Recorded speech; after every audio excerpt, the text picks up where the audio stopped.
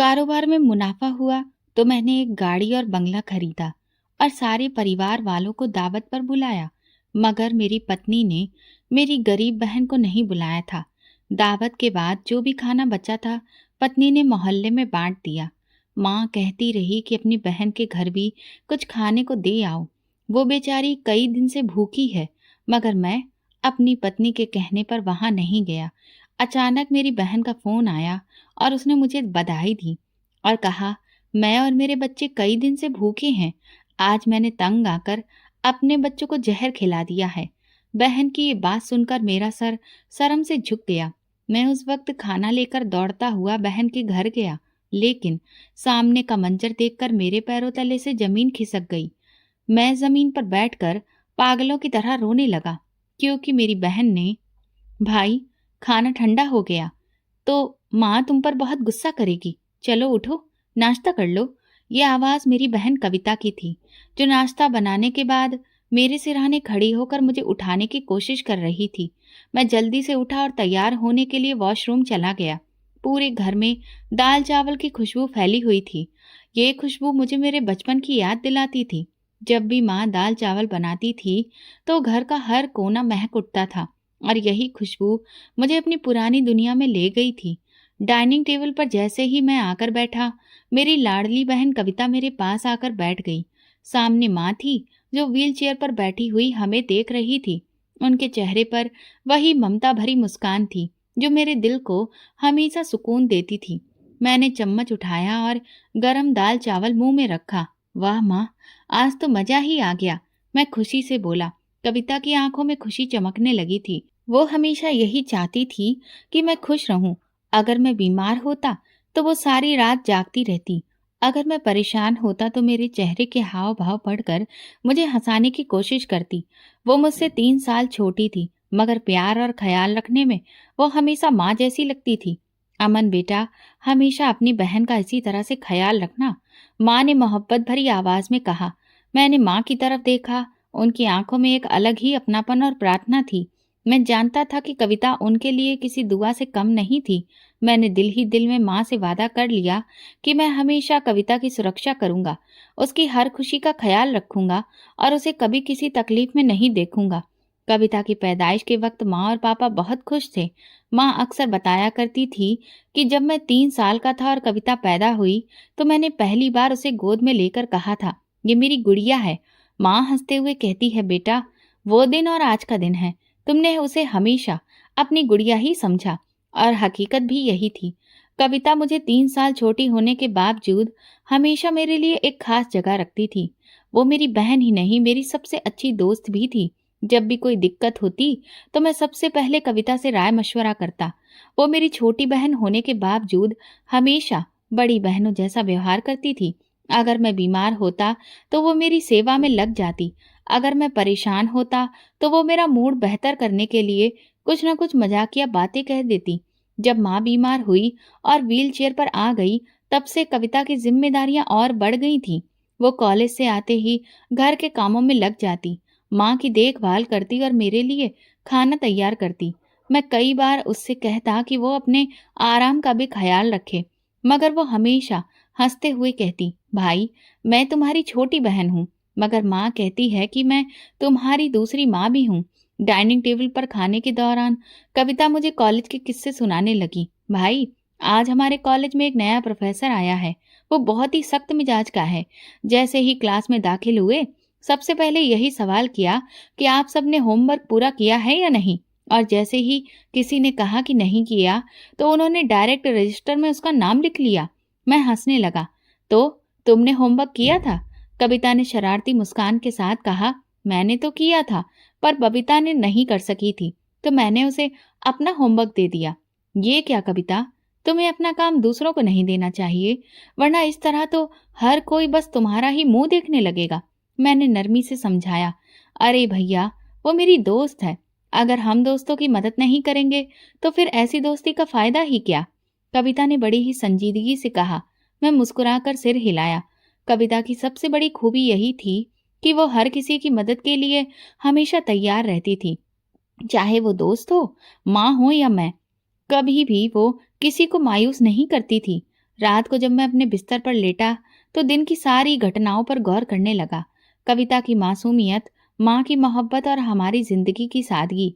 हमारे पास बहुत ज्यादा दौलत नहीं थी, लेकिन हमारे पास जो कुछ था वो दुनिया की किसी भी दौलत से ज्यादा कीमती था। निस्वार्थ मोहब्बत, अपनापन और एक दूसरे के लिए ढेर सारे जज्बात। मैंने एक लंबी सांस ली और दिल में एक बार फिर माँ से किया हुआ वादा दोहराया। मैं हमेशा अपनी बहन का ख्याल रखूंगा। यही वादा मेरे दिल में उतर गया था और मैं जानता था कि जिंदगी के किसी भी मोड़ पर मैं कविता को अकेला नहीं छोड़ूंगा। मेरे पापा अस्पताल की डिस्पेंसरी में काम करते थे और उनकी मेहनत और ईमानदारी की वजह से हमारा घर दूसरे लोगों के घरों से काफी अलग और उनके मुकाबले में बहुत खुशहाल था। पापा को ज्यादा परेशान होने की जरूरत नहीं थी, क्योंकि पापा का दिया हुआ सुकून और सहूलियत का माहौल हमें किसी कमी का एहसास नहीं होने देता था। हमारा 3 कमरों का एक साफ सुथरा हुआ बना घर बाकी घरों से अलग था, जहाँ प्यार और अपनेपन का राज था। मैं और कविता अपनी पढ़ाई में व्यस्त थे और हमारा सबसे बड़ा सपना यही था कि जैसे ही मैं अपनी पढ़ाई पूरी करूं, एक अच्छी नौकरी हासिल करके अपने पापा के सपनों को पूरा कर सकूं। मैंने कई जगह इंटरव्यू दे चुका था और अब बस किसी अच्छे मौके की उम्मीद थी। कविता जल्दी ही ग्रेजुएट होने वाली थी और हम सब मिलकर अपने भविष्य के सुहाने सपनों को बुन रहे थे। जिंदगी आम थी मगर खूबसूरत थी। माँ का चेहरा हमेशा सुकून से भरा रहता था और पापा का सिर हमेशा गर्व से ऊंचा रहता था कि उनके बच्चे मेहनत से पढ़ रहे हैं और एक दिन उनके सपनों को हकीकत में बदल देंगे। लेकिन जिंदगी को शायद हमारी खुशियां पसंद नहीं आईं। एक दिन ने सब कुछ बदल दिया। वो एक साधारण सा दिन था। सूरज अपनी रोशनी बिखेर रहा था और मैं रोज की तरह कॉलेज से वापस आया था। कविता हमेशा की तरह माँ के साथ व्यस्त थी और मैं अपनी नौकरी के सिलसिले में एक नए इंटरव्यू की तैयारी कर रहा था। माँ ने खाने की प्लेट मेरे सामने रखी ही थी कि अचानक फोन बजने लगा। फोन उठाते ही मेरे कानों में एक अजीब सी घबराहट भर गई। दूसरी तरफ से किसी अनजान आदमी की घबराई हुई आवाज आई, बेटा तुरंत अस्पताल पहुंचो, तुम्हारे पापा का एक्सीडेंट हो गया है। मेरी सांसें लम्हा भर को रुक गईं। कविता ने मेरी हालत देखी तो तुरंत माँ की तरफ देखा, जो हैरानी से मेरे चेहरे के हाव भाव पढ़ने की कोशिश कर रही थी। मेरे हाथों से फोन लगभग गिर गया और मेरे कदम अपने आप ही बाहर की तरफ भागने लगे। हम सब कुछ ही पलों में अस्पताल पहुंचे, मगर जो नजारा हमारी आंखों के सामने था उसने हमारे वजूद को हिलाकर रख दिया था। पापा सफेद चादर में लिपटे थे। उनके चेहरे पर एक सुकून था, मगर वो हमेशा के लिए खामोश हो चुके थे। मैं अविश्वास से उन्हें देखता रहा। मेरे दिल की धड़कनें जैसे रुकती जा रही थी। कविता माँ के सीने से लगकर फूट फूट कर रोने लगी और माँ की आंखों में वो दर्द था जिसका अंदाजा सिर्फ वही लगा सकते हैं जिन्होंने अपना सब कुछ एक झटके में खो दिया हो। मेरा वो मजबूत बाप जिसने हमेशा हमें संभाल कर रखा, कभी गिरने नहीं दिया, आज खुद राख के रूप में बदलने जा रहा था। पापा के देहांत के बाद जैसे हमारा सबसे बड़ा सहारा छिन गया था। मैं जो पहले एक अच्छी नौकरी के सपने देख रहा था, अब मजदूरी के लिए दर दर की ठोकरें खा रहा था। पापा की गैर मौजूदगी ने हमें बेसहारा और बेबस कर दिया था। उनके जाने के साथ ही हमारे वो तमाम रिश्तेदार भी गायब हो गए थे जो कल तक हमें अपने खानदान का सबसे जरूरी हिस्सा समझते थे। बेटा तुम फिक्र मत करो, भगवान सब ठीक कर देगा। माँ ने मुझे हौसला देने की कोशिश की, मगर मैं जानता था कि उनके दिल में तूफान उठ रहा था। कविता दिन रात माँ के साथ लगकर उन्हें हिम्मत देती थी, मगर मैं जानता था कि उसकी आंखों में छुपे आंसुओं की कीमत कोई नहीं चुका सकता था। मैंने सोच लिया था कि अब मेरी जिंदगी का सिर्फ एक ही मकसद होगा, मैं अपनी माँ और बहन को हर तरह की तकलीफ से बचाकर रखूंगा। मैं हर जगह नौकरी तलाशने की कोशिश करता रहा, मगर हर दरवाजा मुझे बंद ही मिला। मेरे पास डिग्री तो थी मगर कोई भी अनुभव नहीं था। जहां भी इंटरव्यू देने के लिए जाता, वहीं मुझे अनुभव ना होने की वजह से इनकार कर दिया जाता। फिर आखिरकार मैंने हार मानने की बजाय एक और रास्ता चुन लिया। मैंने मजदूरों के साथ काम सीखना शुरू कर दिया। दिन रात मेहनत की, शरीर छलनी हो जाता था, मगर मैंने कभी भी हिम्मत नहीं हारी। हर ईंट, हर पत्थर, हर ठेला मेरे लिए एक जरिया था अपनी माँ और बहन को बेहतर जिंदगी देने का। फिर देखते ही देखते कुछ महीने गुजर गए और मुझे इस काम में अच्छी खासी महारत हासिल हो गई थी। मैं अब एक आम मजदूर नहीं रहा था, बल्कि मिस्त्रियों के साथ काम सीखकर खुद को एक कारीगर बनाने की ठान ली थी। मेरी मेहनत को देखकर ठेकेदार भी बहुत खुश हुआ और अब वो खुद मुझे अच्छी जगह पर काम के लिए भेजने लगा था। पापा की पेंशन भी मिल रही थी और मेरी मेहनत से घर का गुजारा भी होने लगा था। जितनी भी मैं मेहनत कर रहा था, इसके बावजूद भी एक अजीब सी शिकायत हमेशा मेरे दिल में रहती थी। मैं अपने पिता को खो चुका था और अब मेरी जिंदगी सिर्फ मेहनत और कुर्बानी के नाम पर थी। माँ की तबीयत दिन ब दिन कमजोर होती जा रही थी और कविता पहले से ज्यादा खामोश रहने लगी थी। एक रात जब मैं देर से घर आया तो देखा कविता माँ के पास बैठी कुछ लिख रही थी। मैंने उससे पूछा, कविता क्या कर रही हो? वो चौंक गई और तुरंत कागज छुपा दिया। मैंने नरमी से उसका हाथ पकड़ा और कहा, मुझसे कुछ छुपा रही हो? कविता की आंखों में आंसू आ गए। उसने धीरे से कहा, भाई मैं अपने दिल की बात लिख रही थी। पापा के जाने के बाद से मैं बहुत उदास हूँ, लेकिन माँ के लिए हंसती हूँ, तुम्हारे लिए मुस्कुराती हूँ, मगर अंदर से बहुत खाली महसूस करती हूँ। ये सुनकर मेरा दिल जैसे टूट गया। मैं जानता था कि मेरे पास कविता को देने के लिए ज्यादा कुछ नहीं था सिवाय प्यार और सुरक्षा के। मैंने उसे गले लगा लिया और दिल में एक और वादा किया, मैं तुम्हें कभी अकेला नहीं छोड़ूंगा। पापा के देहांत के बाद जिंदगी का एक नया सफर शुरू हो चुका था। मैंने मजदूरी से काम शुरू किया था, मगर वक्त के साथ साथ मेरी महारत बढ़ती गई और अब मैं खुद एक कारीगर के तौर पर पहचाना जाने लगा था। ठेकेदार मुझे अच्छे कामों के लिए भेजता था और मेरी मेहनत का फल ये था कि घर की माली हालत धीरे धीरे सुधरने लगी थी। पापा की पेंशन भी मिल रही थी और हमने अपनी जरूरत के मुताबिक जिंदगी जीने की आदत डाल ली थी। लेकिन जिंदगी सिर्फ आर्थिक हालत से नहीं चलती, उसमें जज्बात और रिश्ते भी बहुत जरूरी होते हैं। माँ की सबसे बड़ी फिक्र अब कविता की शादी थी। एक दिन जब मैं काम से वापस आया तो माँ ने मुझे बुलाकर कहा, बेटा कविता के लिए एक अच्छा रिश्ता आया है। ये सुनकर मेरे दिल में एक अजीब सी हलचल मच गई। कविता अभी भी मेरी नजर में वही छोटी सी बहन थी जो मेरे साथ हंसती खेलती रहती थी, मेरे लिए खाना संभालती थी और मेरी छोटी छोटी परेशानियों को अपनी मानकर उनका हल निकालती थी। मुझे लगा जैसे मैं उसे खुद से अलग करने के लिए तैयार नहीं हूँ। मैंने तुरंत कहा, पहले मेरी शादी करिए, फिर कविता की। माँ ने गहरी सांस ली और मुझे प्यार से देखा। बेटा बेटियां तो पराया धन होती हैं, उनके अच्छे नसीब का दरवाजा जब खुल जाए तो देर नहीं करनी चाहिए।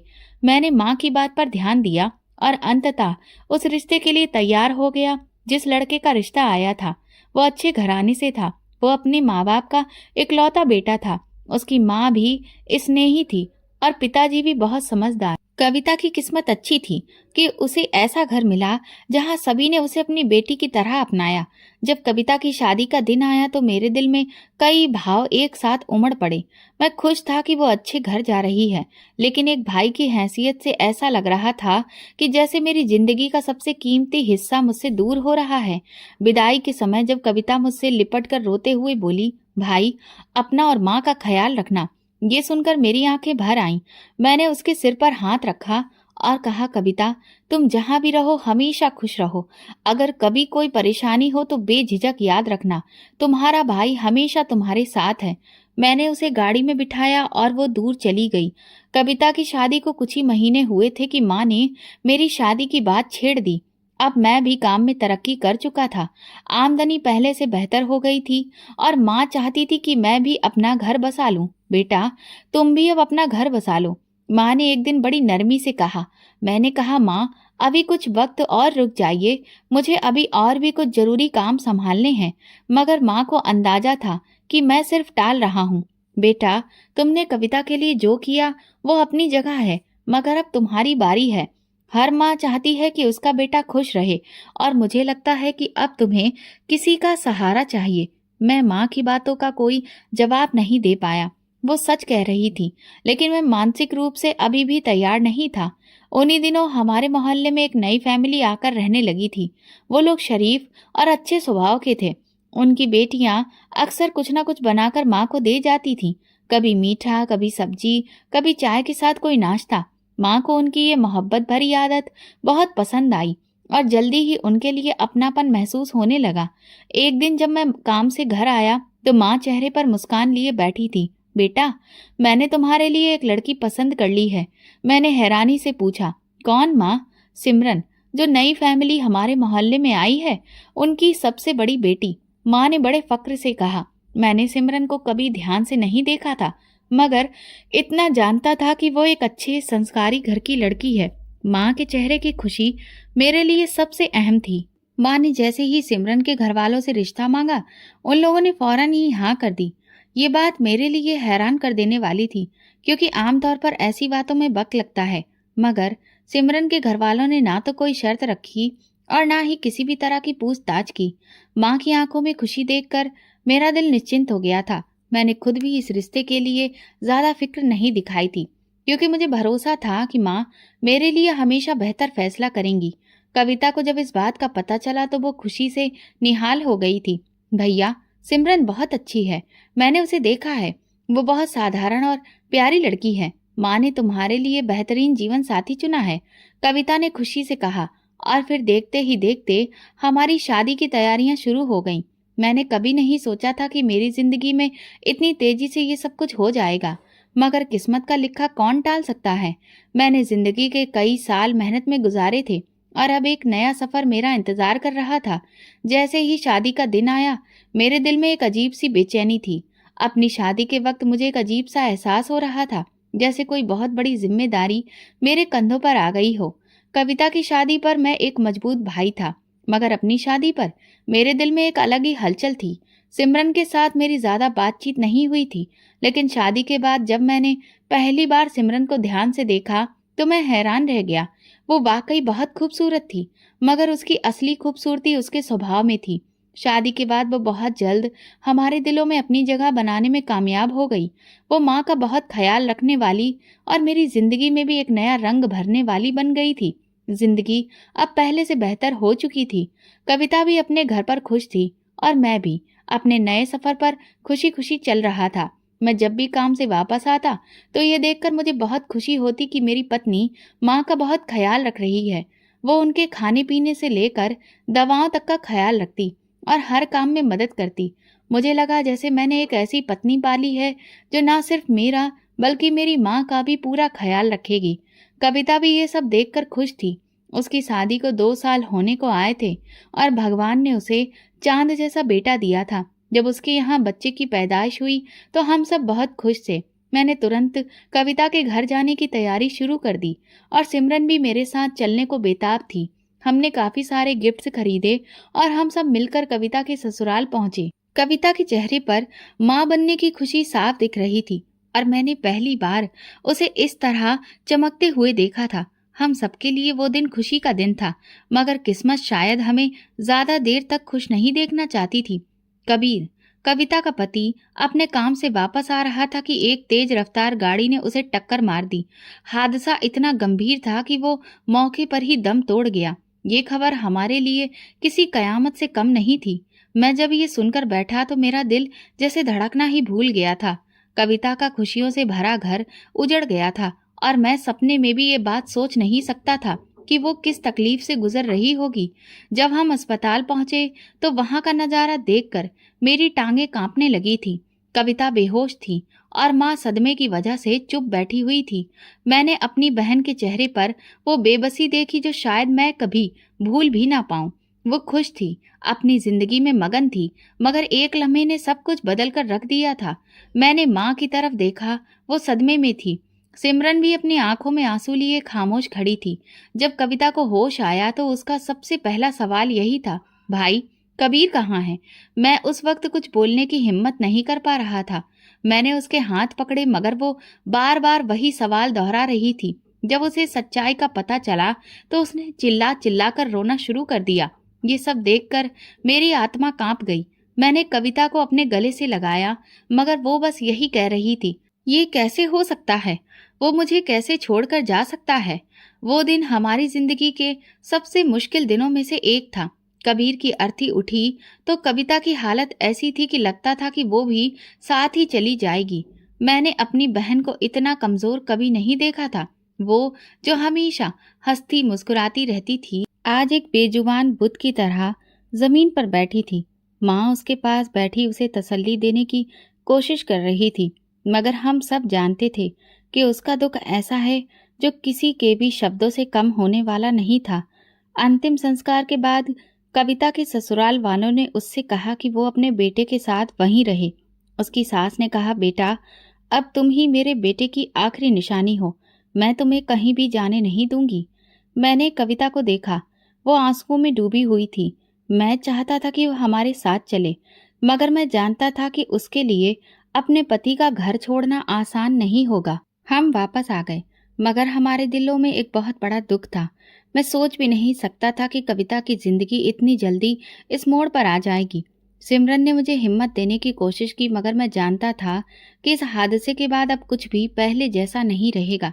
रात को जब मैं बिस्तर पर लेटता तो कबीर का चेहरा लगातार मेरी आंखों के सामने घूमने लगता।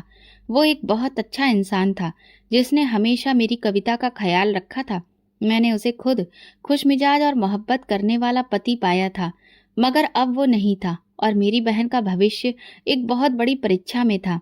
मैंने दिल ही दिल में प्रार्थना की, हे भगवान, कविता को हिम्मत देना, उसे सब्र देना ताकि वो इस मुश्किल से निकल सके। इस परीक्षा की घड़ी में वो मजबूत साबित हो। ये जिंदगी भी अजीब है, कभी खुशियां देती है तो कभी अचानक सब कुछ छीन लेती है। मैंने सोचा था कि कविता हमेशा अपने घर में खुश रहेगी, मगर मैं नहीं जानता था कि उसका भविष्य क्या होगा। मैं बिस्तर से उठकर बाहर गया, जहां माँ हाथ में माला लिए फेर रही थी और आंखें बंद कर भगवान से प्रार्थना कर रही थी। मैं उनके पास जाकर सिर झुका दिया। बेटा, भगवान से प्रार्थना करो, वो सब ठीक करेगा। माँ की आवाज में दुख था, मगर उम्मीद भी थी। मैंने आसमान की तरफ देखा और दिल में सोचा, क्या मेरी बहन की खुशियां कभी वापस आ पाएंगी? कबीर के जाने के बाद जब सब कुछ खामोश हो गया, तो मैंने कविता से कहा कि वो हमारे साथ घर वापस चल चले। वो इस समय के बाद बहुत ज्यादा कमजोर हो चुकी थी और मैं चाहता था कि वो कुछ वक्त के लिए ही सही हमारे पास आकर संभल जाए। मगर जैसे ही मैंने ये बात कही, उसकी सास रोने लगी और कांपती हुई आवाज में कहने लगी, बेटा, मेरा पोता ही अब मेरा आखिरी सहारा है। कविता को मुझसे मत छीनो। कविता के चेहरे पर दुख और बेबसी थी। मैं जानता था कि वो भी अपने पति का घर छोड़कर जाना नहीं चाहती थी। यही वो घर था जहां उसने सपने देखे थे, जहां वो कबीर के साथ खुश रही थी और जहां अब उसकी यादें बसी हुई थी। मैंने कुछ देर खामोशी से कविता की आंखों में देखा और फिर धीरे से सिर हिलाकर कहा, ठीक है कविता, अगर तुम यही चाहती हो तो मैं कुछ नहीं कहूंगा, मगर याद रखो कि मैं हमेशा तुम्हारे साथ हूँ। मैं कविता के ससुराल से वापस आ गया, मगर घर में सब कुछ बदला बदला सा महसूस हो रहा था। माँ गहरी सोच में डूबी रहती थी। सिमरन भी ज्यादा बात नहीं कर रही थी और मैं खुद भी अंदर से बिखरा हुआ था। मेरी शादी को 1 साल होने वाला था, मगर जिंदगी में खुशियां कम होती जा रही थी। सिमरन दिन ब दिन चिड़चिड़ी होती जा रही थी। पहले तो मैंने उसे नजरअंदाज किया, मगर फिर मुझे एहसास हुआ कि उसकी बेचैनी की एक वजह है। उसे बार बार ये महसूस होता था कि वो माँ क्यों नहीं बन पा रही है। वो जगह जगह डॉक्टरों के पास जा रही थी, तरह तरह की दवाइयां ले रही थी, मगर कोई भी नतीजा नहीं निकल रहा था। मैं जानता था कि उसे ये फिक्र अंदर ही अंदर खा रही है कि वो माँ बन भी पाएगी या नहीं, मगर मैं हमेशा उसे तसल्ली देने की कोशिश करता। सिमरन, हमें सब्र रखना चाहिए, भगवान को जो मंजूर होगा वही होगा। मगर मेरी बातें अब उसके लिए बेकार हो गई थी। वो दिन ब दिन और भी ज्यादा कड़वाहट से भरती जा रही थी और इस कड़वाहट का असर अब मेरी माँ पर भी पड़ने लगा था। जो सिमरन पहले माँ की सेवा में कोई भी कमी नहीं करती थी, अब उनसे बेरुखी से पेश आने लगी थी। पापा के बाद मैं हमेशा माँ का सहारा बनने की कोशिश करता रहा था और जब कविता की शादी हो गई थी, तब भी मैंने अपने दिल में ये फैसला किया था कि मैं उनका हमेशा ख्याल रखूंगा। मैं हर महीने कविता को खर्च भेजता था ताकि उसे किसी के भी आगे हाथ ना फैलाना पड़े। वो खुद भी मेहनत कर रही थी, मगर मैं नहीं चाहता था कि वो अपनी जरूरतों के लिए परेशान हो। मगर जब सिमरन को इस बात का एहसास हुआ तो उसने हंगामा खड़ा कर दिया। तुम्हें अपनी बहन की इतनी फिक्र है और तुम्हारी अपनी पत्नी का क्या? मैं तुम्हारे लिए कोई मायने नहीं रखती। वो गुस्से में चिल्लाई, सिमरन, कविता को इस मदद की जरूरत है, वो अकेली है। मैंने उसे समझाने की बहुत कोशिश की, मगर वो और भी ज्यादा भड़क गई। अकेली कैसे है? उसके पास उसकी सास है, उसका बच्चा है, और तुम्हारा क्या ख्याल है? मैं अकेली नहीं हूँ, मैं यहाँ तुम्हारे लिए हूँ, मगर तुम्हें तो सिर्फ अपनी बहन की परवाह है। ये सब रोज रोज बढ़ने लगा था। पहले तो मैंने उसका गुस्सा नजरअंदाज किया, मगर जब उसने माँ के साथ कठोरता और बदतमीजी की तो मुझे सहन नहीं हुआ। बेटा, अगर सिमरन को तुम्हारी बहन की मदद करने से दिक्कत हो रही है तो बस अब कविता को पैसे मत भेजा करो। हम उसका कोई और बंदोबस्त कर लेंगे। मुझे माँ की बातों पर बहुत दुख हुआ। वो जानती थी कि मैं अपनी बहन को कैसे छोड़ सकता हूँ, मगर घर का सुकून बनाए रखने के लिए उन्होंने अपनी ममता को पीछे कर दिया था। मैं माँ के कदमों में बैठ गया और कहा, माँ, आपने हमेशा मुझे सिखाया है कि बहन का हक किसी और से पहले होता है, फिर आज आप ये क्यों कह रही हैं? बेटा, मैं तुम्हारे घर का सुकून खराब होते हुए नहीं देख सकती हूँ। सिमरन तुमसे नाराज है और मैं नहीं चाहती कि तुम्हारी शादी में कोई भी कड़वाहट पैदा हो। मैं माँ के चेहरे को देखकर बेबस हो गया। वो नहीं चाहती थी कि मैं कविता से रिश्ता तोड़ूं, मगर सिमरन के अंदर भर रही नफरत से भी वो डर रही थी। मैंने फैसला कर लिया था कि अब मैं सिमरन को बताए बिना ही कविता की मदद करूंगा। अब मैं चुपके चुपके अपनी बहन के घर कुछ ना कुछ पैसे पहुंचा देता था, कभी किसी दोस्त के जरिए तो कभी खुद जाकर और कभी कोई बहाना बनाकर। मगर मैं नहीं जानता था कि मेरी छुपी हुई मदद का राज कब तक छुपा रहेगा। सिमरन के दिल में मेरे लिए तलखी बढ़ती जा रही थी। वो अब ना सिर्फ मेरी बहन बल्कि मेरी माँ से भी दूर होने लगी थी। माँ की आंखों में वही पुरानी ममता थी, मगर उनकी खामोशी सब कुछ बयां कर रही थी। ये शादी अब सिर्फ एक रिश्ते का नाम रह गई थी, जिसमें मोहब्बत कम और शिकायतें बहुत ज्यादा हो चुकी थी। कभी कभी रात को मैं जागता और सोचता कि ये सब कहाँ गलत हो गया। क्या सिमरन ठीक कह रही थी? क्या मैं अपनी बहन को ज्यादा ही अहमियत दे रहा था? मगर दिल हमेशा एक ही जवाब देता, बहन का हक सबसे पहले होता है। अगर जिंदगी ने और भी इम्तिहान लेने थे तो मैं नहीं जानता था कि आगे क्या होने वाला है, मगर ये जरूर महसूस कर रहा था कि तूफान करीब है और मैं उसके लिए अभी तैयार नहीं था। मैं अब एक कामयाब ठेकेदार बन चुका था। मजदूरी से लेकर काम सीखने और फिर खुद काम देने तक का सफर आसान नहीं था, मगर मैंने कभी हिम्मत नहीं हारी थी। मेरे लिए सबसे बड़ी खुशी यही थी कि अब मैं अपनी बहन कविता की छिपकर मदद कर सकता था। सिमरन के तीखे रवैये की वजह से मैं उसे खुलकर कुछ भी नहीं दे सकता था, मगर मैं हर मुमकिन कोशिश करता कि कविता को किसी भी चीज की कमी ना हो। कविता खुद भी मेहनत मजदूरी करके अपना गुजारा कर रही थी। उसने सिलाई का काम शुरू कर दिया था और अपने बेटे की जरूरतें पूरी करने की कोशिश कर रही थी। मैं जब भी मौका मिलता उसके लिए कुछ न कुछ भेज देता, कभी कपड़े, कभी दवाइयाँ, कभी थोड़े से पैसे। वो हमेशा शुक्रिया अदा करती, मगर मैं जानता था कि वो ये सब खुशी से नहीं ले रही थी, बल्कि सिर्फ अपने बेटे के लिए स्वीकार कर रही थी। जिंदगी बहुत मुश्किल थी, मगर जैसे तैसे चल रही थी। लेकिन फिर वो दिन आया जिसने मेरी बहन को एक और बहुत बड़े इम्तिहान में डाल दिया था। कविता का बेटा अचानक बहुत बीमार हो गया। उसे तेज बुखार था और 2 दिन में उसकी हालत इतनी ज्यादा बिगड़ गई कि वो बेहोश होने लगा। कविता ने घर में जो भी दवाइयां रखी थीं वे सारी आजमा ली, मगर उसके बेटे पर कोई असर नहीं हुआ। जब वो अस्पताल लेकर गई तो डॉक्टर ने कहा कि बच्चे को फौरन एडमिट कराना होगा, वरना उसकी हालत और भी ज्यादा बिगड़ सकती है। कविता के पास अस्पताल के खर्चों के लिए पैसे नहीं थे। उसने पहले अपनी सास से मदद मांगी, मगर वो खुद परेशान हालत में थी। ज्यादा कुछ नहीं कर सकती थी, सिर्फ प्रार्थना कर सकती थी। आखिरी उम्मीद के तौर पर कविता अपने मायके चली आई। वो बहुत रो रही थी। उसकी आंखों में डर और बेबसी थी। जैसे ही वो घर पहुंची, माँ ने उसे देखा और तुरंत अपनी व्हील चेयर से उठने की कोशिश की। कविता, क्या हुआ बेटी?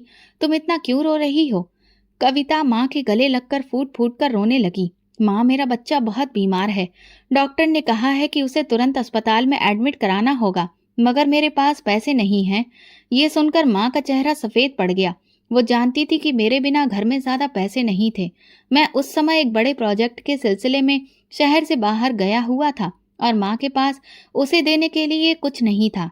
माँ ने एक लम्हा भी गवाए बिना सिमरन के पास जाने का फैसला किया। वो धीरे धीरे उसके कमरे की तरफ बढ़ी और दरवाजे पर दस्तक दी। सिमरन बेटा, मुझे तुमसे एक बहुत जरूरी बात करनी है। सिमरन, जो पहले ही माँ से दूर हो चुकी थी, बेजारी से दरवाजा खोलकर खड़ी हो गई। जी, कहिए, क्या हुआ? बेटा, कविता का बेटा बहुत बीमार है। उसे अस्पताल ले जाना है और हमारे पास पैसे नहीं हैं। अगर तुम कुछ मदद कर सको तो भगवान तुम्हें हमेशा खुश रखेगा। सिमरन ने माँ की बात सुनी और फिर तंजिया मुस्कुराकर बोली, तो अब आपको मेरी जरूरत महसूस हो रही है? पहले तो आपको सिर्फ अपनी बेटी की फिक्र रहती थी और आज जब मुश्किल आई है तो मेरे पास चली आई हैं। माँ ने आंसू भरी आंखों से उसे देखा। बेटी, मैं तुमसे भीख नहीं मांग रही, बस एक माँ के दिल की फरियाद सुन रही हूँ। सिमरन की आंखों में घमंड था। वो एक लम्हे के लिए खामोश रही, फिर अचानक दरवाजे से बाहर निकली और आंगन में खड़ी कविता की तरफ देखा। तुम्हें हर बार मेरे पति के पैसों की ही जरूरत क्यों पड़ती है? तुम खुद कमाती हो ना, तो खुद ही सब कुछ क्यों नहीं संभालती? अपना घर, अपना बच्चा। कविता ने हैरानी से सिमरन को देखा। सिमरन भाभी, मैं जानती हूँ कि मैं मेहनत करती हूँ, मगर एक माँ की मजबूरी को तुम नहीं समझ सकती। मैं अपने बच्चे की जिंदगी बचाने के लिए आई हूँ, कोई भीख मांगने नहीं। सिमरन ने तंजिया हंसी के साथ कहा, ये भीख ही है। मेरा पति तुम पर जितना पैसा खर्च करता है वो काफी नहीं है।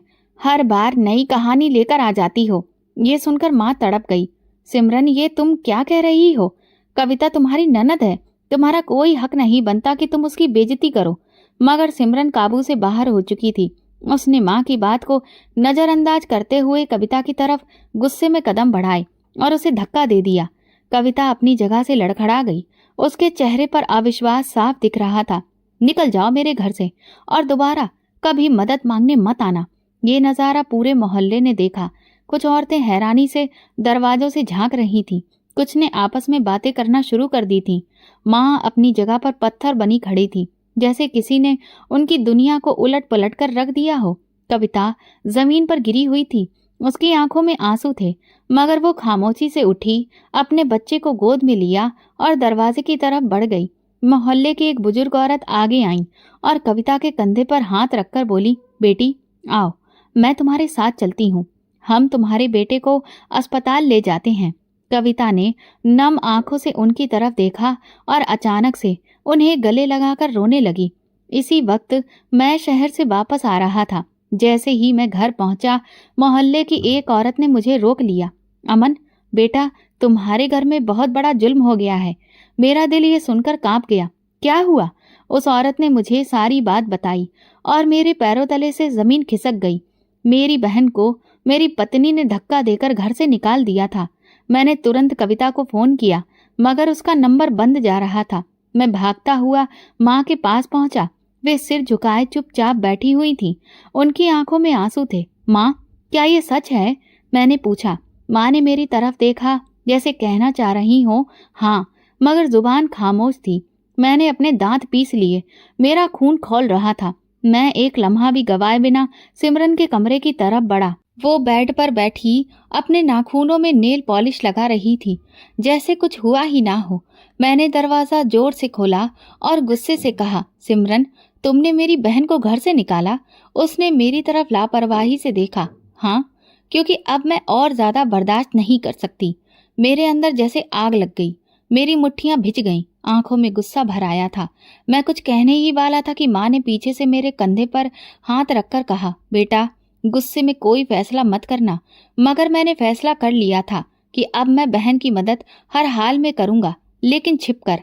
अब जब भी मैं चुपचाप कविता के घर जाता और उसे कुछ देने की कोशिश करता, तो उसकी सास मेरे साथ बहुत ही कठोर व्यवहार करती और मुझे वहां से निकाल देती।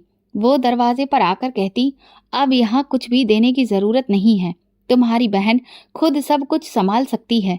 ये शब्द मेरे दिल को चीर कर रखते थे। मैं जानता था कि कविता की सास का दिल बुरा नहीं था, मगर वो हालात की मार झेल रही थी। शायद वो नहीं चाहती थी कि कविता मेरे सहारे पर जिए। कुछ दिन तो मैं सब कुछ बर्दाश्त करता रहा, मगर जब बार बार ऐसा होने लगा तो मेरे अंदर एक अजीब सा गुस्सा पैदा हो गया। अगर कविता नहीं चाहती कि मैं उसकी मदद करूं, तो फिर जबरदस्ती भी मैं नहीं कर सकता था।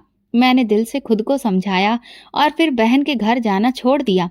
ये फैसला मेरे लिए आसान नहीं था, मगर सिमरन के साथ रोज की लड़ाइयाँ और कविता के ससुराल में बेइज्जती देखकर मुझे लगा कि शायद यही ठीक है। दिन गुजर रहे थे और मेरी जिंदगी का एक और मोड़ आ गया था।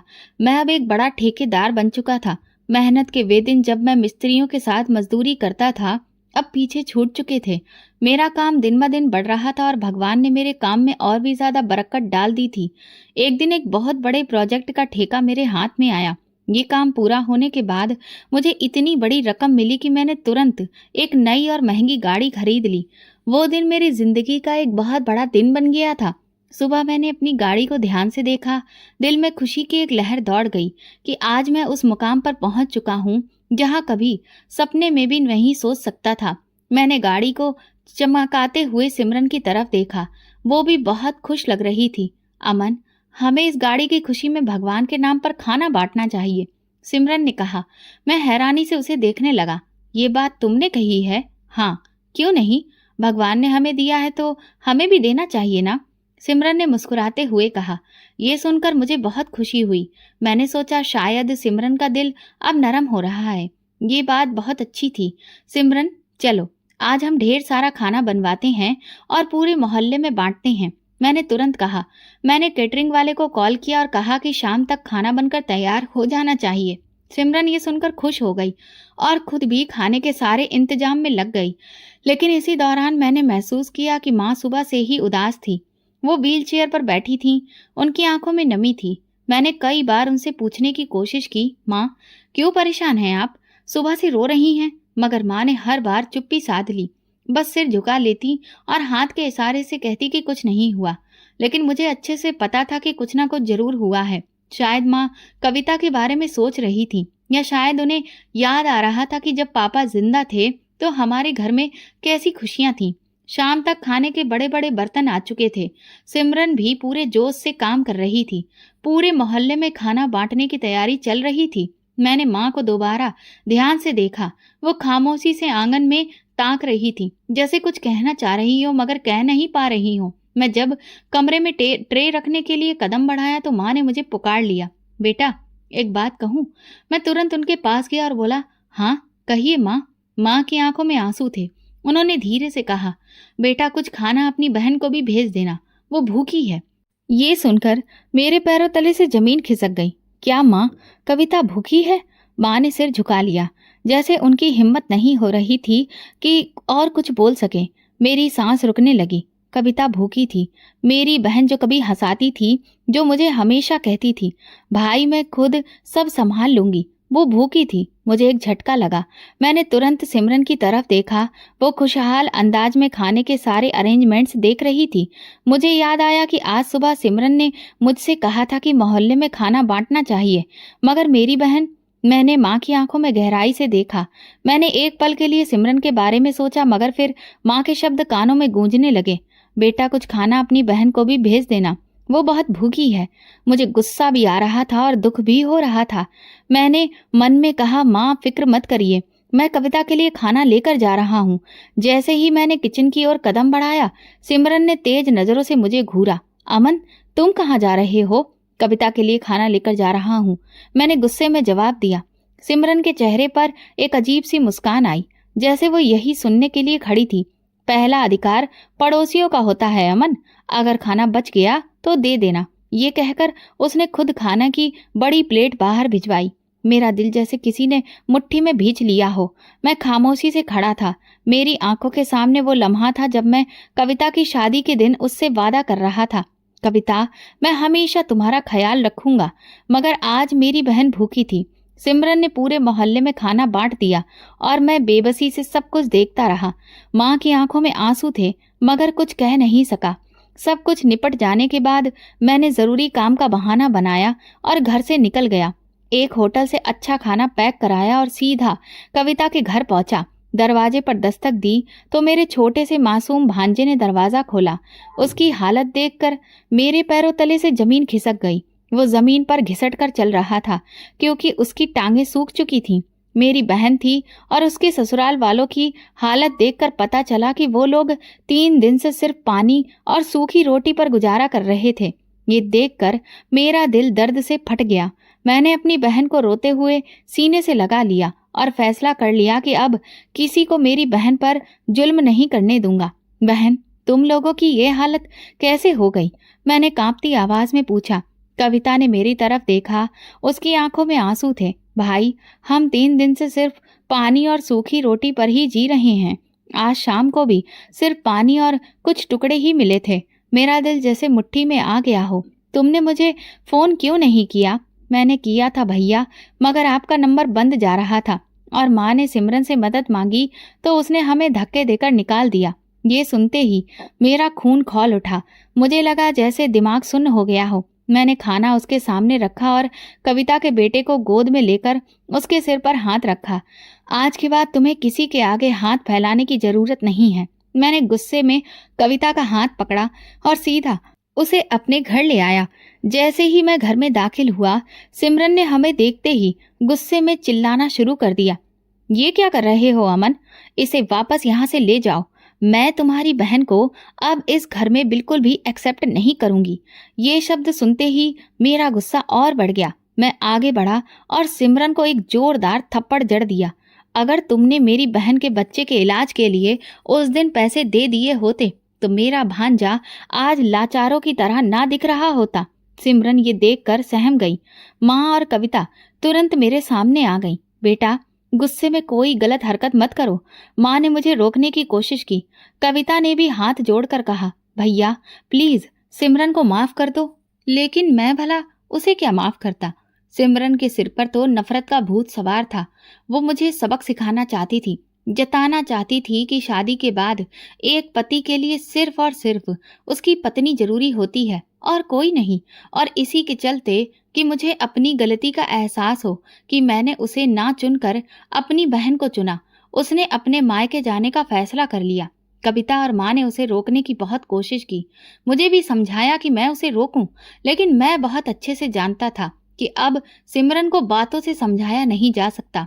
जब तक वो खुद अपनी गलती का एहसास ना करे, तब तक उससे कोई उम्मीद करना बेकार था। और इसी वजह से मैंने उसे नहीं रोका।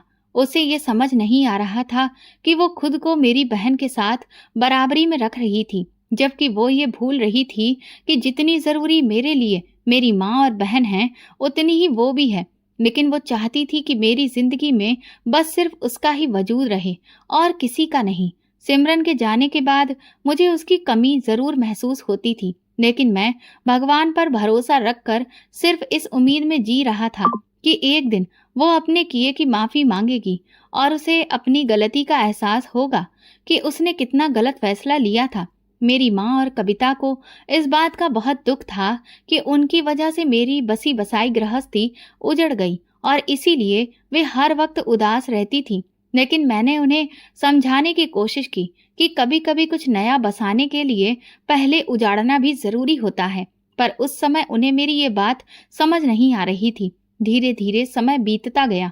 तकरीबन 1 महीने बाद एक दिन शाम के वक्त दरवाजा बजा। मैंने दरवाजा खोला तो सामने सिमरन खड़ी थी। उसकी हालत बहुत खराब थी। मुझे देखते ही वो मेरे पैरों में गिर पड़ी और फूट फूट कर रोने लगी। मैंने उसे तुरंत उठाया और अंदर बिठाकर पानी पिलाया। कविता और माँ भी चुपचाप उसे देख रही थी। हम में से किसी को भी समझ में नहीं आ रहा था कि ये क्या हो गया। सिमरन ने तुरंत उठकर मेरी माँ और कविता से माफी मांगी। उसने कहा, मुझसे बहुत बड़ी गलती हो गई। मेरा दिमाग 7वें आसमान पर पहुंच चुका था।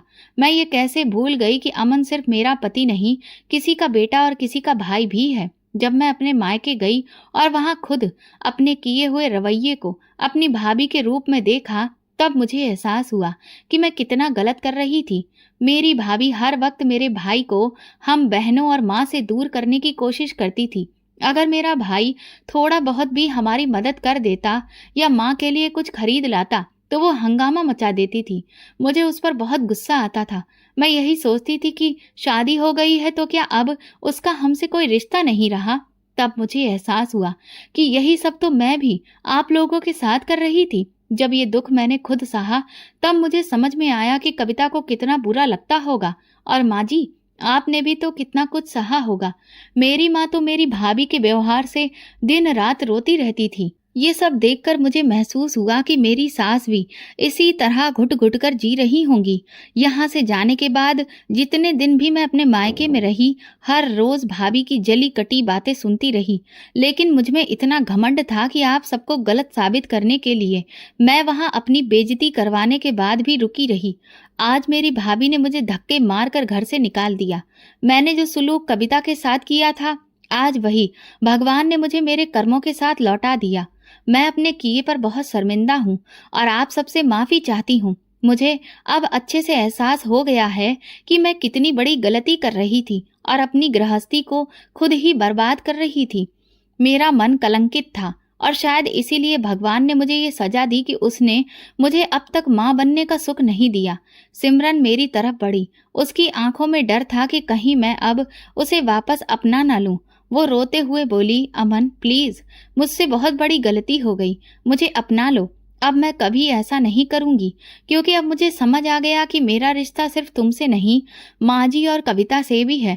पहले तो मेरा दिल नहीं चाहा कि मैं उसे माफ करूं, लेकिन माँ और कविता के समझाने पर मैंने उसे माफ तो कर दिया, मगर मेरे दिल में उसके लिए इज्जत का वो मुकाम अब नहीं रहा जो पहले था। कहते हैं ना, एक बार अगर कोई धागा टूट जाए तो उसमें गांठ पड़ जाती है, और अब हमारे रिश्ते में भी गांठ पड़ चुकी थी।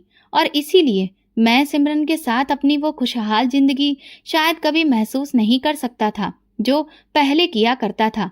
दोस्तों, जब भगवान आपको दौलत देता है तो सबसे पहला अधिकार आपके अपनों का ही होता है, चाहे वो आपके भाई हो, बहन या माँ बाप।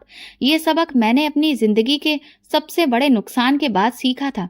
आपको अगर हमारी कहानी पसंद आई हो तो कमेंट करके जरूर बताएं, वीडियो को लाइक करें और ज्यादा से ज्यादा शेयर करें।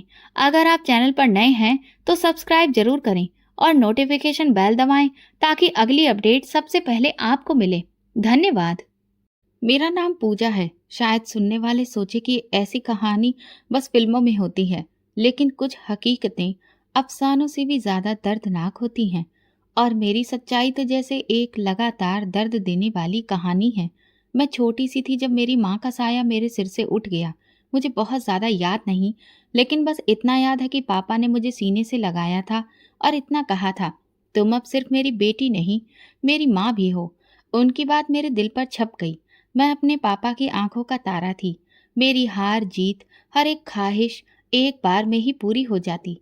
पापा के हाथों में कुछ अजीब सा जादू था जो मेरे सारे दर्द को एक झटके में मिटा देता था।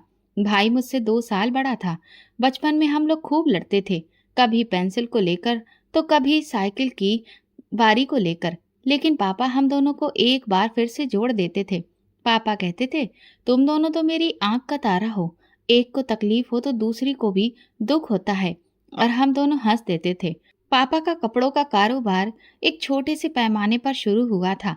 एक छोटी सी फैक्ट्री और एक छोटी सी वर्कशॉप कह सकते हैं, जहां कुछ कारीगर औरतों के कपड़े सिलते थे। लेकिन पापा के अंदर एक अलग ही जुनून था। हर दिन खूब सारी मेहनत, हर दिन कुछ नया।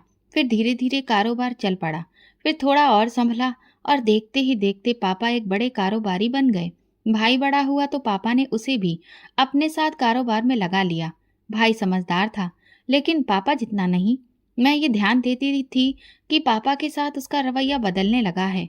वो पापा से बहस करने लगा था, अपने फैसले उनके ऊपर जबरदस्ती थोपने लगा था, और कभी कभी तो पापा की बात काट कर कहता था कि आपको आजकल का जमाना समझ में नहीं आता है, ये सब मेरे तरीके से होगा।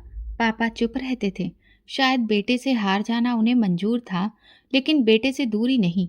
भाई की शादी की बात चली तो घर में खुशी की लहर दौड़ गई। रिश्ता हमारी रिश्तेदारी में ही था, भाई को भी पसंद था। पापा ने बिना कुछ ज्यादा सोचे समझे तुरंत ही हाँ कर दी। मैंने एक बार पापा को कुछ थका हुआ सा देखा। शायद वो जानते थे कि ये फैसला जज्बाती है, समझदारी से लिया गया नहीं है। फिर भैया की शादी बहुत धूमधाम से हुई। बहुत सादा सी लड़की थी वो। शायद शुरुआत में मैं यही समझी। भाभी ने आते ही सबके दिल जीत लिए, खास तौर पर पापा का। वो अच्छा खाना बनाती, पापा की सेवा करती, उनके साथ बैठकर बातें करती। मैं खुश थी कि पापा खुश हैं, लेकिन फिर कुछ दिनों के बाद ही एक अजीब सी दूरी होने लगी। ऐसा लगता था कि जैसे मैं घर में मेहमान हूँ और भाभी घर की मालकिन। धीरे धीरे उनकी बातों में तीखापन आने लगा। पहले तंजिया बातें, फिर ठंडा पानी, और फिर पूरी तरह से नजरअंदाज कर देना। सब लोग महसूस करते थे और मैं भी बहुत अच्छे से जानती थी, लेकिन कोई कुछ भी कहने की बजाय चुप्पी साध लेता। पापा अक्सर मेरी तरफ देखकर कहते, मेरी बेटी सब कुछ बर्दाश्त कर लेती है। एक दिन मैं किचन में चाय बना रही थी तो भाभी आईं और किचन में बर्तन जोर से पटक कर बोली, अपने कुछ काम खुद भी कर लिया करो, मैं कोई नौकर नहीं हूँ जो हर वक्त नाचती घूमूं। मैंने सर झुका लिया। दिल चाहा कि चीख कर कहूं कि ये घर मेरा भी है, लेकिन मुझसे कुछ बोला नहीं गया। मैं अपने कमरे में जाकर देर तक रोती रही। वो कमरा जिसमें मेरी हंसी देर तक गूंजती रहती थी, अब मेरे आंसुओं को देख रहा था।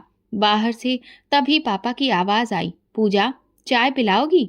मैंने आंसू पोंछे और किचन की तरफ चल दी। और मेरा भाई, वो तो जैसे मेरी मौजूदगी ही भूल चुका था। शादी के बाद वो सिर्फ अपनी पत्नी का पति ही रह गया था, मेरा भाई नहीं। पापा के साथ वक्त गुजारना ही मेरी पनाह बन गया था। हम साथ में बैठकर बातें करते, चाय पीते। वो अक्सर कहते, जब तक मैं जिंदा हूँ कोई तुम्हें कुछ नहीं कह सकता। मैं सोचती कि वक्त यहीं थम जाए, मैं हमेशा पापा के साए में छिपी रहूं। लेकिन वक्त तो वो है जो कभी किसी की नहीं सुनता। पापा का साया मेरे लिए एक ऐसा आसरा बन चुका था, जहां मैं अपना हर दर्द, हर गम दफन करती थी। लेकिन जैसे जैसे वक्त गुजरा, रिश्तेदारों की नजरें मेरी तरफ बढ़ती गईं। हर किसी के आने पर उनके मुंह पर बस एक ही बात होती, पूजा अब बड़ी हो गई है, उसके लिए कोई अच्छा रिश्ता देखना चाहिए। पापा हर बार मुस्कुराकर इस बात को टाल देते थे। लेकिन भाई, जिसे मेरी जिंदगी में पहले ही कोई दिलचस्पी नहीं थी, वो पापा पर जोर देकर कहने लगा, अगर इसे पढ़ने लिखने का कोई शौक नहीं है तो बेहतर यही है कि इसकी शादी कर दी जाए, वरना कल को लोग बातें बनाएंगे। मेरा मन पढ़ाई से सच में उचट चुका था। 12वीं के बाद ऐसा लगा कि अब कुछ और सीखने का दिल ही नहीं चाहा। लेकिन हकीकत ये भी थी कि शादी तो मेरे मन में कभी आई ही नहीं थी, न ख्वाबों में न ख्यालों में। भाभी खामोश नहीं रहती थी। हर रोज कोई न कोई नई बात। मेरी बहन की ननद के बेटे का रिश्ता है, लड़का जरा सीधा साधा है, लेकिन घर बहुत अच्छा है। पापा हमेशा सोच में पड़ जाते थे। वो मेरी इच्छा जानना चाहते थे, लेकिन भाभी के लगातार दबाव डालने और भाई के कहने पर वो अब उलझन में पड़ गए थे। एक दिन पापा ने मुझे अपने कमरे में बुलाया। वो कमरे के कोने में बैठे कुछ सोच रहे थे। मैं पास में गई तो बोले, पूजा, तुमसे कुछ पूछना है। मैंने खामोशी से उनकी तरफ देखा। अगर तुम कहो तो एक रिश्ता आया है, तुम्हारी भाभी की बहन की ननद का बेटा है। मैं अभी इस बारे में बात नहीं की है, लेकिन वो कह रही है कि लड़का अच्छा है। तुम क्या कहती हो? मेरे दिल में जैसे कुछ टूट गया। मैंने धीरे से कहा, जैसा आप ठीक समझें, मुझे मंजूर है।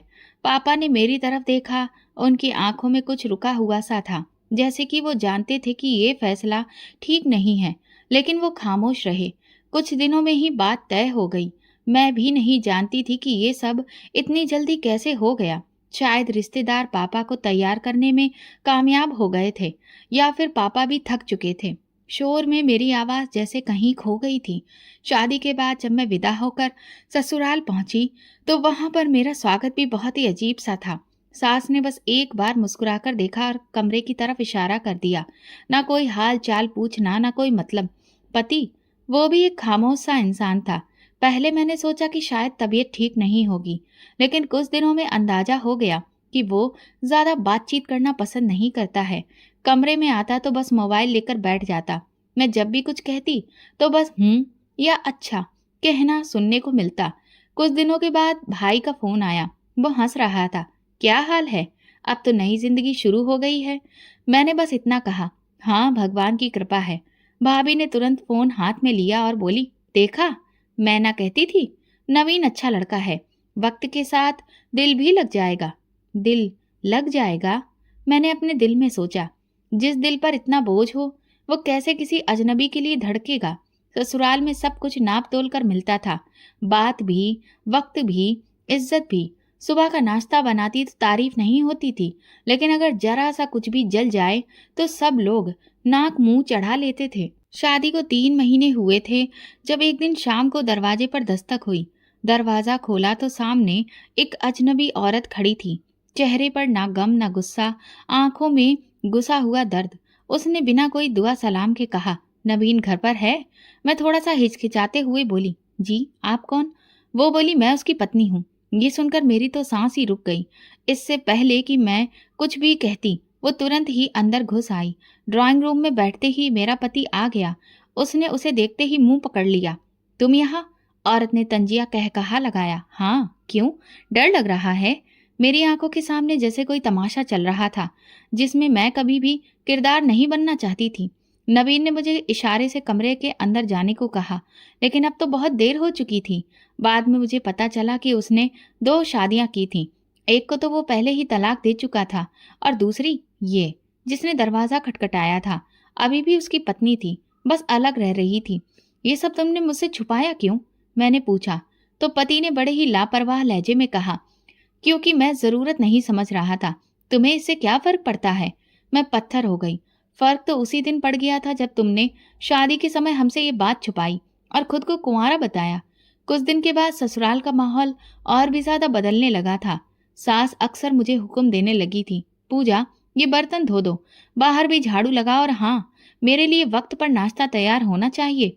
पति अक्सर घर देर से लौटता और जब भी आता तो सवाल करता, आज तुमने अपने पापा से बात की? मैं पूछती, किस बारे में?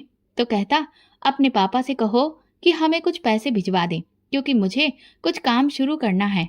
पहली बार तो मैंने इनकार किया तो वो नाराज हो गया। अगले दिन घर में सख्त रवैया, ठंडा लहजा और तंजिया बातें। रात को आकर बोला, देखो, ये तुम्हारे पापा का ही वादा है, कल को तुम्हारे लिए ही ये काम आएगा। मैंने पापा को फोन किया। ज्यादा कोई इधर उधर की बात किए बिना सीधा कहा, पापा, नवीन को कुछ पैसों की जरूरत है। पापा ने कहा, क्या तुम्हें सच में ये मंजूर है? मैंने कहा, हाँ पापा, शायद उन्हें पैसों की सख्त जरूरत है। कुछ दिनों में पैसे आ गए और नवीन खुश हो गया। 1 महीने तक सब कुछ ठीक चलता रहा। फिर एक दिन सास शाम को बोली, पूजा सुनो, तुम्हारे पापा को बोलो कि वो नवीन को एक मोटरसाइकिल लेकर दें, उसको आने जाने में परेशानी होती है। मैंने तुरंत जवाब दिया, माँ जी, अभी पापा ने कुछ दिन पहले ही तो पैसे भेजे थे। वो कहने लगी, तो कोई एहसान नहीं किया, बाप है, वो तुम्हारी बेटी के ससुराल में ध्यान देना उसकी जिम्मेदारी बनती है। नवीन रात को कहने लगा, तुम्हें दिक्कत क्या है? तुम अपने पापा से बात क्यों नहीं करती हो? तुम्हारी वजह से सारा काम रुका पड़ा है। मैंने हिम्मत करके कहा, पहले भी पापा ने बिना किसी सवाल जवाब के दिया था, लेकिन तुम्हारी मांगे तो रुकने का नाम ही नहीं ले रही हैं। नवीन ने गुस्से से मेज पर हाथ मारा, तो अब तुम मेरे खिलाफ खड़ी हो रही हो? मैंने तुम्हें इज्जत दी, घर दिया, और तुम अब मुझ पर सवाल उठा रही हो? इज्जत जो कभी मुझे मिली ही नहीं। वो अपनी आवाज ऊंची करके मुझे खामोश करवा रहा था। मैं कुछ बोली नहीं, पापा को भी कुछ नहीं बताया, बस इतना कहा, अभी कुछ मत भेजिएगा। पापा ने हाँ समझकर बस अपना सर हिला दिया, लेकिन उनकी खामोशी में कुछ छुपा हुआ था और मैं घर में भी कुछ नहीं बताया। शायद मैं अपने अंदर के तूफान को छुपाने की कोशिश कर रही थी, क्योंकि मुझे शर्मिंदगी होती थी कि ये फैसला मैं खुद ही किए बैठी थी। सच्चाई तो ये थी कि मेरी जिंदगी की बुनियाद ही झूठ पर रखी गई थी और हर दिन वो बुनियाद और ज्यादा कमजोर होती जा रही थी। 6 महीने गुजर चुके थे। एक दिन मैंने सुना कि नवीन किसी से फोन पर कह रहा था, अब अगर ये भी बेकार निकली तो फिर इसके साथ वक्त बर्बाद करने का क्या फायदा है। उसका फोन बंद हुआ तो मैंने धीरे से पूछा, क्या बात कर रहे थे आप? उसने आंख उठाकर देखा और मुझसे कहा, कुछ नहीं, बस काम की बात कर रहा था। तुम हर वक्त सुनती क्यों रहती हो? मैंने अपना रुख मोड़ लिया, लेकिन मन में उसकी बात गूंजती रही। अब हर छोटी बात में ताना शामिल होता था। अगर नाश्ते में जरा सी भी देर हो जाए तो सुनने को मिलता, बस अब यही और रह गया था, निकम्मी कहीं की, न बच्चा न 4 घर के काम होते हैं। सास की बातचीत में भी अब एक नया अंदाज आ गया था। अब तुम्हारे जैसा नसीब हो तो यही हाल हो। शादी को 1 साल होने वाला है, लेकिन अब तक कोई खुशखबरी नहीं मिली। मैं हर महीने उन नजरों का सामना करती जो मेरे शरीर को कसूरवार ठहराती थी। डॉक्टर के पास जाने की बात पर मेरी सास ने बड़े ही कठोर लहजे में कहा, डॉक्टर के पास जाना कोई जरूरी नहीं है, हम सब कुछ समझते हैं। मैंने खामोशी ओढ़ ली। मैं हर रोज खुद को तसल्ली देती, शायद एक दिन धीरे धीरे सब कुछ बदल जाएगा, लेकिन कल की उम्मीद कुछ और ही बनकर रह जाती थी। एक दिन नवीन घर लौटा तो बहुत गुस्से में था। जूते निकालकर फेंकते हुए बोला, आज फिर बिजली का बिल वक्त पर जमा नहीं हुआ, तुम घर में करती क्या रहती हो? मैंने धीरे से कहा, आप ही तो कहते हैं कि ये काम आपके हैं। वो लपक कर मेरी बाह को जोर से खींचते हुए बोला, जुबान चलाने लगी हो? मेरी कलाई पर निशान पड़ गया, लेकिन मैंने कुछ भी नहीं कहा। रात को कमरे में सन्नाटा छाया रहा। सोने से पहले वो बोला, अगर यही हाल रहा तो मैं तुम्हें तुम्हारे मायके वापस भेज दूंगा, बेकार औरत। एक दिन मोहल्ले की एक मौसी आई हुई थी। चाय पेश की तो सास ने उनके सामने ही कहा, हमारी बहू तो बस पत्थर की मूरत है, ना हंसती है ना बोलती है, शायद कुछ कमी है जिसकी वजह से खामोश रहती है। मैंने महसूस किया कि मेरी खामोशी भी अब एक ताना बन चुकी थी। अगर बोलूं तो बदतमीज और चुप रहूं तो पत्थर की मूरत। मेरी माँ कह रही थी कि तुम्हें किसी डॉक्टर से चेकअप करवाया जाए। वो चाहती थी कि अगर कुछ ठीक ना निकले तो मैं फिर से शादी कर लूं। मेरे दिल पर जैसे किसी ने छुरी रख दी हो, लेकिन आवाज नहीं निकली। सिर्फ इतना पूछा, और आप? उसने मोबाइल पर नजरें जमाए हुए कहा, अगर ऐसा ही रहा तो शायद मुझे शादी करनी ही पड़ेगी। मैंने आसमान की तरफ देखा, जैसे वहां कोई जवाब छुपा हो। सोने से पहले सास कमरे में आई और बोली, तुम्हारे पापा से कहा था कि सब कुछ देकर बेटी भेज रहे हो, लेकिन यहाँ तो सब कुछ खाली है। मैंने अपना रुख दूसरी तरफ कर लिया। वो बोली, याद रखना, अगर घर में बच्चा नहीं हुआ तो अपने घर वापस जाओगी। कभी कभी सोचती थी कि काश बीमार हो जाती, तब शायद कोई हमदर्दी करता, लेकिन सेहतमंद होकर भी हर दिन बीमार सी लगती थी। मैंने एक बार पापा को फोन किया। वो बोले, तुम ठीक हो? मैंने कहा हाँ। वो बोले, लेकिन आवाज सुनकर लग रहा है कि ठीक नहीं हो। मैंने जवाब दिया, बस मैं थक गई हूँ पापा। उन्होंने धीरे से कहा, देखो बेटा, अगर सहना बहुत ज्यादा हो गया है तो बताना जरूर। लेकिन मैंने नहीं बताया।